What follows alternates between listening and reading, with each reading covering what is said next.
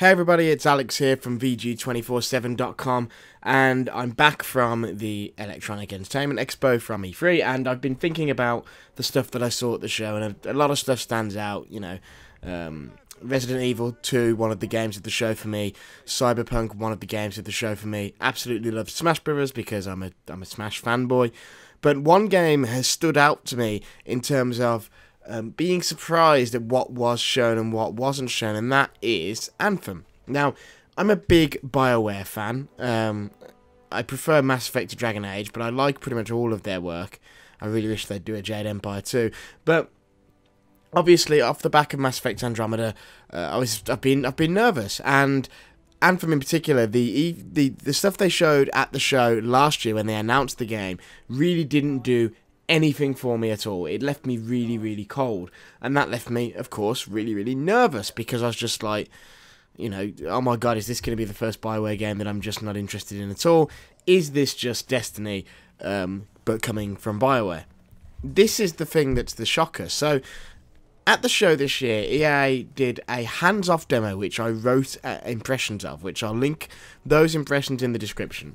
And pretty much anybody who went to EA Play, which was EA's event, could actually see that hands-off demo, and BioWare people played it in front of you. But it was a live demo running on high-powered PCs. It looked great in terms of visuals, but I was still unsure about how it played. It was hard to get a handle on it. So here's the thing. Just off to the side, a few people got to actually play Anthem, and I was one of those people. And even among the press, not many people actually got to play the game. And this is the thing that really perplexes me.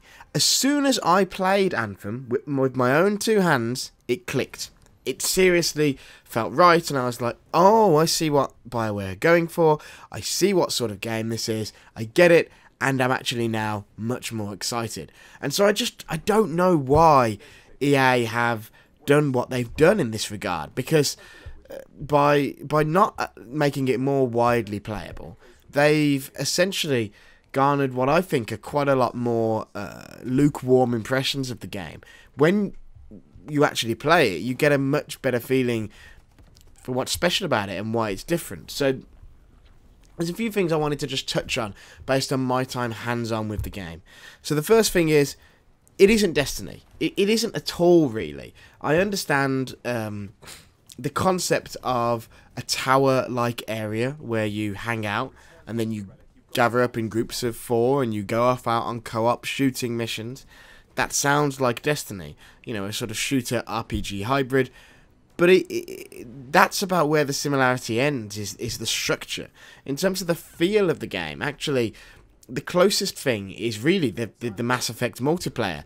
This is coming from the team that made the first 3 Mass Effect games, who made the trilogy, and you can sort of feel that lineage, because of course Andromeda was made by a different team, but you can feel that this comes from the ideas that were expressed in the 3rd Mass Effect game and in that game's multiplayer. So the way that the way that you sort of have your abilities stacked up on the shoulder buttons, and your ultimate as well, where you press both of them, and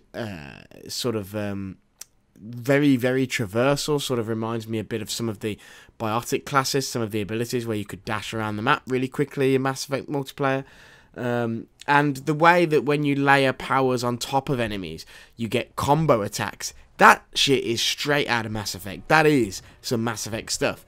It's the same way, you cast a singularity, then hit it with a warp to make it explode, or maybe it's the other way around. In Mass Effect, the same sort of stuff can be done here in Anthem by careful combination of the different classes. Now, the demo I played was, I played it with a prominent YouTuber, shoutouts to Angry Joe, who I played the demo with, and the two of us were limited to the one class. I forget the name of the class, but it's basically the basic jack-of-all-trades assault style class. But then, of course, there are several other ones that you can choose, and some of the BioWare guys who played with us, because it was 2 of us and 2 BioWare people, played the other classes there, but obviously just not ready to let other people go hands-on with them yet. And yeah, so the content of the demo was the same as what was shown at the press conference and in the extended form behind closed doors, but we just got to play it ourselves. the thing I really want to emphasize is that the jump jets and flying feels really, really good. Now, the way it works is clicking in the sticks basically does that stuff whenever you're in the air.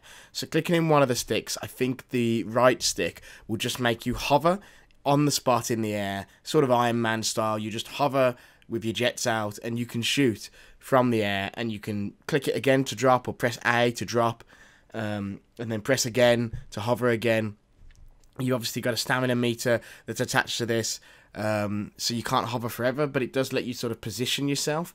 And then if you click in the other stick, which I think is the left, but it could be the other way around, my memory's not the best because E3 is a bit of a blur, but if you click in what I think is the left stick, you will then go into like the actual jet mode where you're flying around, and it basically turns the game into like a really tightly handling afterburner style thing. And yeah, I mentioned the Iron Man Tony Stark thing. It does. Anthem feels like the Iron Man game that somebody should have been making the moment that those movies blew up big, because you can have those moments where you feel like those scenes in the movie where an enemy's bearing down on you, and so you activate the jets and just boost out of the way right as they're about to hit you, and then activate the hover instead, so you transition seamlessly from jets to hover to then shoot, and then when somebody's attacking you again, you can hover, you can jet away once again.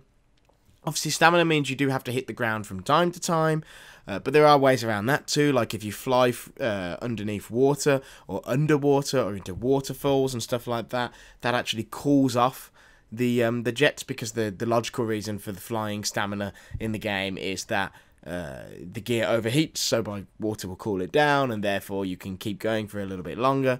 And so, you know, a boss arena might be cleverly designed with water so that you can keep re-topping up your stamina meter. And yeah, God, it just felt really, really, really good. The shooting felt tight, the jets felt great, the way you transitioned from ability to jet, back to ability, back to shooting, and the way everything interacted in terms of causing combo attacks, throwing ice grenades, and then having another with my ability, and then having another member of the party detonate the ice grenades so the enemies that were frozen get shattered into a million pieces, which, by the way, is very Mass Effect multiplayer. All that felt really, really good, and I just don't get why EA and BioWare didn't let more people play it, because I feel like the word of mouth around BioWare would be a million times better if they had. So I'm a bit confused. But yeah, that's why I wanted to do this video, just to say, yo, when you actually play it, Anthem makes sense and feels pretty good. Now, some questions still remain, because they've talked a big game about still being a BioWare game and still having choice and consequence and a branching story, but then you've still got this shared world aspect, and you've still got them saying there won't be any romances in the game, at least as it launches. They may choose to add them later on as DLC, and that stuff is worrying. As a BioWare fan, don't get me wrong, that stuff worries me big time, because that's what the stuff that I come to BioWare games for. It feels like where BioWare games before were about the narrative and the story, and the gameplay was sort of the secondary thing, Anthem has that flipped, which isn't necessarily a bad thing, but I do hope the other stuff is still in there. But I did want to give you guys a heads up and say, look, when I played Anthem, I was that convinced by it and that impressed by it that we ended up, you know, giving it one of our E3 Editor's Choice Awards alongside things like Smash Bros. And Resident Evil 2 and Cyberpunk. So yeah, it was good. So hopefully EA get that demo out there and let more people play it, and hopefully also they show off the other side of the game, the BioWare story social side of the game, social with NPCs, not with real people. Because, you know, that's what fans want, and hopefully they can actually give it to them, because if they can't, that may be the undoing of this game, no matter how good it plays. So yeah, I saw Anthem at E3 and I was impressed by it, but I was left really perplexed why they didn't let more people play it, because that was a damn good demo. It was a really good 15-20 minute slice of a game that really feels like it's got a lot of potential. So yeah, Anthem is out on the day of death in February next year, February 22nd, and I'm now actually really pumped for it. I'm really pumped to see some more. Stick with us on VG247, give us a like, give us a subscribe, visit the website. I'm sure we'll have more on Anthem closer to the launch, maybe at Gamescom, maybe sometime after that at some EA event or another, and we will bring you more on it, more impressions. Until next time, everyone, see ya.